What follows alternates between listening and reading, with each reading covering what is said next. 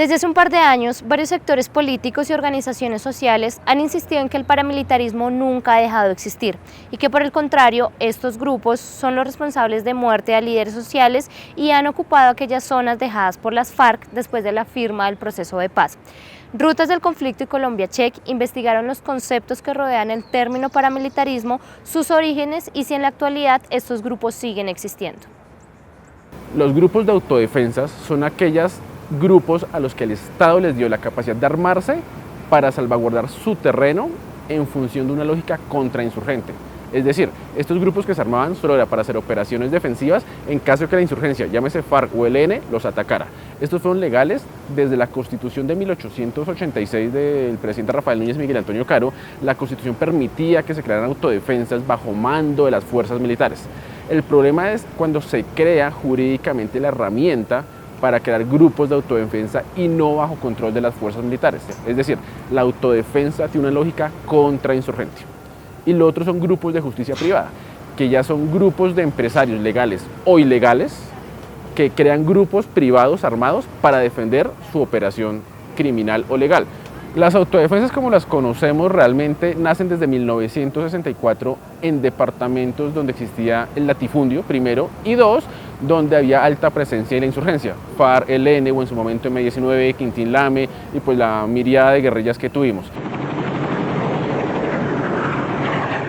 Todo lo que en este país resultaba malo para las oligarquías, entonces eso era causa del comunismo. A finales de los años 70, en varias zonas del país, grupos de campesinos y narcotraficantes decidieron organizarse para combatir a la guerrilla. En el Magdalena Medio, Ramón Izaza, un campesino de Sonsón, Antioquia, decidió convocar a varios ganaderos de la zona para financiar un grupo de autodefensa denominado Los Escopeteros. En 1978 ya habían extendido su dominio en varios municipios de Antioquia. No solo se denominaban un grupo de autodefensa, también se autodenominaban un grupo de limpieza social. Todo lo que era todo este municipio de Puerto Boyacá, todo esto era zona guerrillera. Era constante con las vacunas, con los ganaderos, con los finqueros, con los parceleros. Eso mantenían, era detrás de esa gente, sacándoles plata, extorsionando. Se les llevaban los animales, el ganado, los caballos, todo lo que ellos necesitaban de esa finca se les llevaba y nadie les podía decir nada. En Puerto Boyacá, ganaderos como Luis Suárez, Henry Pérez, Gonzalo Pérez y políticos como Paulo Emilio Guarín decidieron unirse para combatir el Frente 11 y 12 de las FARC. Una unión de poderes y circunstancias como el apoyo militar y el narcotráfico convirtieron a Puerto Boyacá en el epicentro del paramilitarismo en Colombia. Progresivamente este modelo se expandió a varias zonas del país como Antioquia, Córdoba, Putumayo y Meta. Impresionante, eso era un conflicto que reventó de un momento a otro, que nosotros no podíamos entender de qué dependía eso. El depender de eso era que si usted saludaba mal y si no saludaba también. Y se fue formando esto tan horrible por aquí. Lo que más duro pegó fue aquí en estos alrededores de Bocas de Palagua, Agualinda, el delirio pegó duro, porque eso hubo hasta un puesto ahí como de ejército, pero era pura de esa gente. ¿Qué es lo más importante para que nacieran esas autodefensas en Puerto Boyacá? Una, y que digamos es lo que viene a denominarse o que le da la característica de paramilitar, y es que tenga el apoyo de las autoridades o de algún tipo de autoridad. Entonces, por un lado están las autoridades militares, pero también hay un apoyo de las autoridades locales administrativas, ¿sí? ¿Qué otra cosa confluye ahí que no confluye en otros grupos primeros de autodefensas campesinas, digamos? Está el tema del dinero, de dónde proviene el dinero, y entonces ahí viene y converge con el tema y el interés ya también de los narcotraficantes. En el caso de Puerto Boyacá, con Gacha, el mexicano, que tiene, digamos, y hace aportes importantes. También está Carranza, que para ese momento, digamos, no estaban tan cuestionados sus dineros. A finales de la década de los 90, el mundo conoció las primeras imágenes sobre el entrenamiento que Jair Klein habría entregado a grupos armados ilegales. Entonces, el tercer aspecto que creo que es importante es el tema del entrenamiento militar. Las primeras masacres y las más graves se hicieron luego en el entrenamiento y con algunas de las instrucciones que ellos habían dado. Entonces, digamos, ahí está el tema de los 19 comerciantes, la de Segovia. Todas esas masacres, digamos, tienen en común que fueron después del entrenamiento y empiezan a ser mucho más masivas, más seguidas y tienen unas características en común. Desde 1984, los paramilitares comenzaron a lanzar los cuerpos de sus víctimas al río Magdalena. Según miembros de las autodefensas, se trataba de una política de limpieza social. El pueblo se llenó de pánico, de miedo. Los que pudieron la forma de irse se fueron, pero los que no pudimos arrancar, nos tocó quedarnos aquí y vivir todo eso.